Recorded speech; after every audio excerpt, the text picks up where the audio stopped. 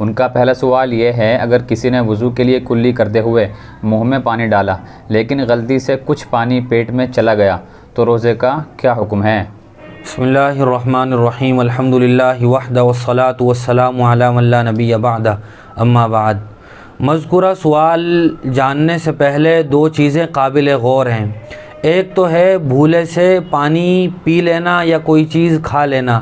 दूसरा यह है कि आदमी को ये बात याद है कि मैं रोज़े से हूँ, लेकिन गलती से पानी मुंह में चला जाए या ये कि कोई खाने की चीज़ पेट में चली जाए। ये दोनों बातें अलग अलग हैं। अगर भूले से किसी आदमी को पता ही नहीं है कि मेरा रोज़ा है, कोई चीज़ खा लेता है या पी लेता है तो उससे रोज़ा नहीं टूटेगा। लेकिन अगर आदमी को पता है कि मेरा रोज़ा है, उसके बाद गलती से ही कोई चीज़ पेट में चली जाए, चाहे वो खाना हो या पीना हो, जैसा कि कुल्ली करते हुए पानी हलक में चला गया, तो इस वजह से रोज़ा टूट जाता है। लेकिन इस वजह से जो रोज़ा टूटता है उसकी वजह से रमज़ान के बाद उस रोज़े की सिर्फ़ क़ज़ा लाजिम होगी, कोई कफ़ारा लाजिम नहीं होगा।